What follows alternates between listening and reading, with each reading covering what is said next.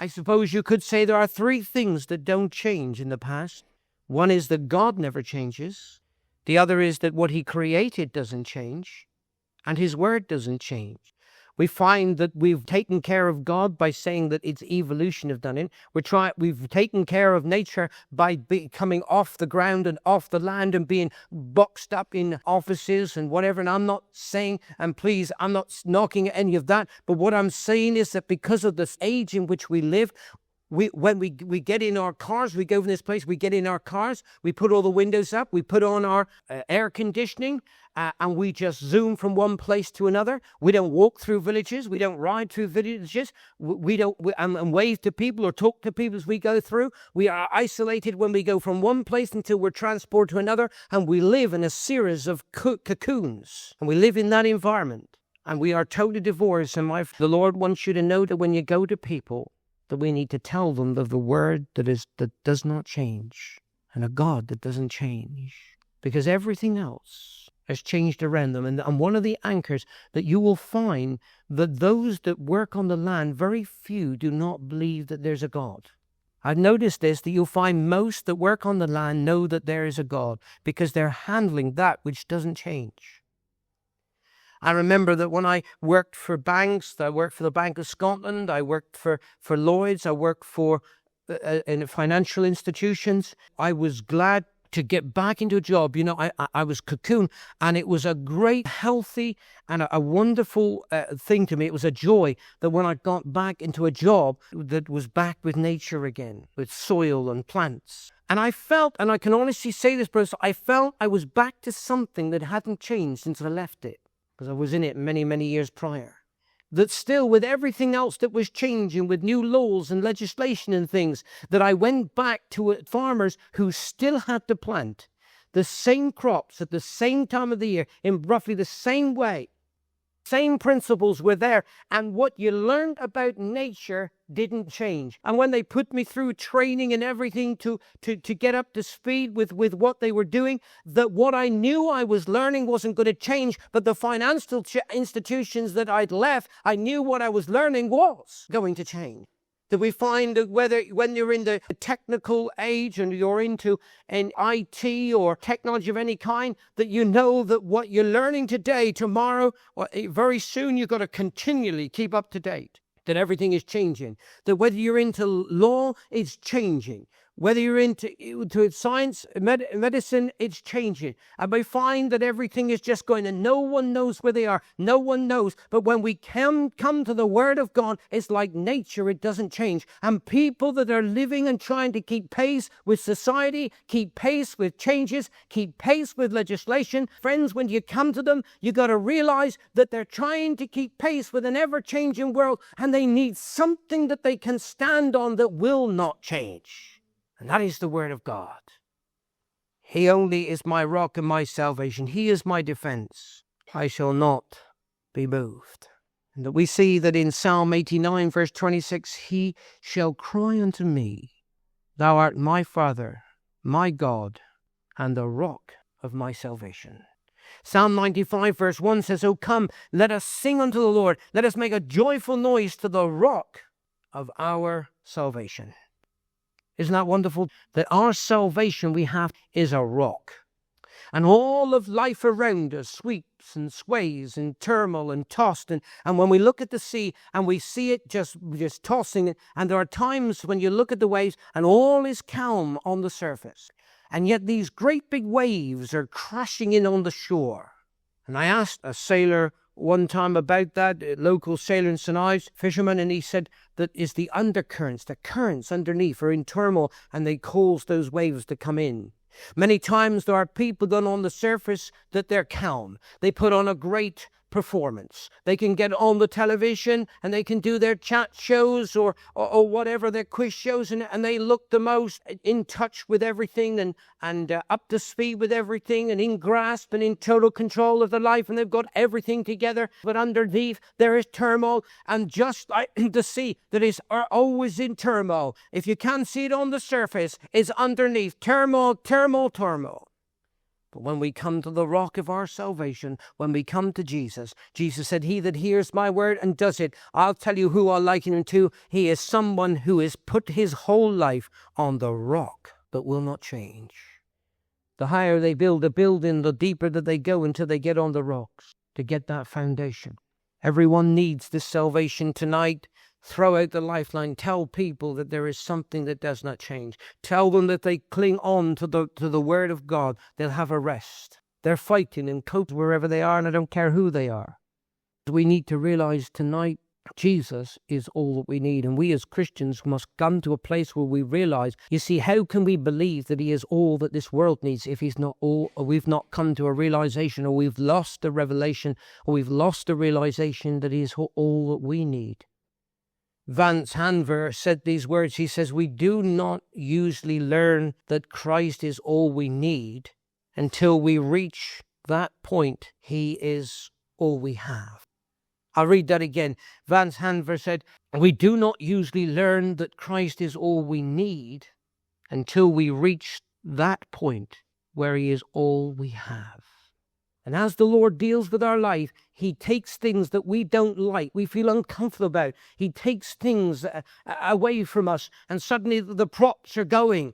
And he wants to bring us to a place where we realize that he is all that we are. On Christ, the solid rock, I stand. That we come to that place that with the hymn writer where we confess that all other ground is sinking sand. We need that salvation. Cannot be attained. Salvation cannot be worked at. That is why we need the rock. That is why we need the rock. Because not anymore can we keep ourselves. That is why we need that rock, to find that rest. That salvation is not a labor. It's not something we work after. Martin Luther put it like this. I can't think of a better way of putting it myself. He said, if salvation could be obtained only by working hard, then surely horses and donkeys would be in heaven. There are animals and people and oxen and whatever that are better, harder working than us. Friends, we need to throw ourselves totally upon Jesus. When it comes to our healing, upon Jesus. When it comes to our salvation, upon Jesus. When it comes to our jobs, our securities, our houses, our homes, our families, our wives, our husbands, our plans, our purposes, our aspirations, everything, my friends, throw it on Jesus. Because when you build your future on the rock, you know it is the one place in all of society that cannot change, that will not move, that cannot be shaken. And I don't know about you, but if I want to build a house, I want to put it where I know that it's not going to move. And I've only got one life, and you've only got one life. This is not a practice. This is not a rehearsal for the real thing. There isn't one of us here rehearsing for the real thing. This is it. One chance. And God says, if you put it upon my word. And what Jesus is saying here is that to put your life on the word is not just to hear the word of God, not just to read the word of God, but Jesus said to do the word of God. And doing the word of God is the equivalent of building a house upon a rock. Matthew 16:18 says, and I say also unto thee, thou art Peter. Upon this rock I will build my church, and the gates of hell shall not prevail against it. I preached on this verse before. If you remember the message that the disciples were saying, well, some say you're Isaiah, some say you're one of the prophets, some are saying this, some are saying that, some are saying the other. And Jesus turns to them and he says, yes, but who do you say that I am? Well, suddenly Peter, who got a lot of things wrong and got in a lot of places he shouldn't have got in, scrapes that he shouldn't have been in, he turned and he said, thou art the Christ, the Son of the living God. And Jesus turns to him and he says, flesh and blood has not revealed this unto you, but my Father which is in heaven. He said, you're Peter, but upon this revelation that you've just received of me, I will build my church. And any church that builds its foundations upon Peter, my friends, are as unstable today as the man was himself before the day of Pentecost. But it is on the revelation that we've received of Jesus Christ, and it is upon that foundation, and only that foundation, that we cannot move. 1 Corinthians 10 verse 4 says, and did all drink the same spiritual drink? For they drank of that spiritual rock that followed them, and that rock was Christ. He's the rock which cannot move. He is the only one that will not change. He will be a friend tomorrow still as he is a friend today. When his word says, he has said, I will never leave thee nor forsake thee, that you find that when you're moving tomorrow, Jesus will be there. You fail, you'll make mistakes, you'll let him down, but Jesus will still be there. To the deepest, darkest vale, darkest valley, through every obstacle and every challenge in our life, Jesus will be there. It says that he sticks closer than a brother. When all else fails, when everyone else lets you down, even those that would love to help you because they don't have the ability to do so, Jesus is there. It's amazing that on the turmoil of a sea, that a ship can stay in one exact same place when it puts its anchor down on the rock. And when we anchor down on Jesus, whatever storms may come, we may go up and down, but we stand steadfast, unmovable, always abounding, the Bible says, in the work of the Lord. And finally, my Corinthians 3:11, for other foundation can no man lay than is laid, which is Jesus Christ. Many are trying to reinvent the wheel, as it were, trying to put new foundations, and they're bringing people into the church, and they're finding that the church is letting them down, that the message that's being preached is letting them down, and it is just like the world in which they have come from, that it is failing them and is changing. This is giving them the wrong impression, and the church has lost its credibility because every one of us need to be brought to the unchanging Word of God. No other foundation can no man lay, because there's no necessity for it. It is only Jesus Christ. And Jesus said, listen, if you hear my word, if you'll hear my sayings, and if you'll do what I'm telling you, then I'll show you who you're like. You are like a man which built a house and digged it deep and laid the foundation on a rock. And when the flood arose, and the stream beat vehemently upon that house, and could not shake it. Why? For it was founded upon a rock. And when those that found their marriages upon all sorts of ideas, and their plans in life upon all sorts of ideas, the Bible, Jesus says here, and great will be the fall of it. It is only when we put our trust in Jesus. There was a church that was taking people in and cups of tea and sandwiches and buns and whatever. We then walked through the church itself and saw some lovely things, and we were actually in the adjoining hall, and it's lovely to see things of Jesus and things up.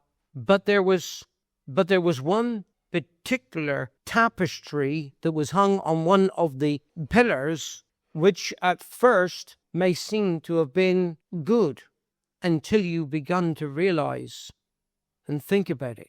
You see, the tapestry had a picture of a parachute, and attached to the parachute was a man hanging from the parachute. And the words underneath were that Jesus is a leap of faith. And if you think about it, the impression is that we'll just jump and hopefully he will catch you. Jesus is not some leap of faith into the unknown. Jesus is the rock on which we can base our life. That he is more tangible than the room and the rostrum and the furnishings around us. He is more tangible because everything that is made was created by what is not seen. So by definition, what is not seen is more stable than what is. That people are looking. They are looking for somewhere that they can leap to, but will catch them in their arms and will hold them safe and tight. I was reading a story in the Second World War, just reading an account of a father and with his little daughter. And suddenly they must have been walking along the street. I don't know what street it was in. I don't know what town or city it was in. But as they were out, suddenly the sirens, and they must have been caught, and the bombs were starting to drop. And so the father grabbed hold of his daughter and they ran to a hole, a deep pit. He jumps down in the pit and he turns to the door. He says, jump. She couldn't see him in the hole. It was pitch dark. It was at night time. I didn't tell you that, but it was at night. And she couldn't see him. All she could hear was the sound of jump. And my friend, she didn't want to jump because she couldn't see where she was jumping. She didn't know where he was. But such was the fear around her, of lights flashing and like claps of thunder and bombs dropping, that her fear of being outside was greater than the fear of jumping. And she jumped safely into the arms of her father.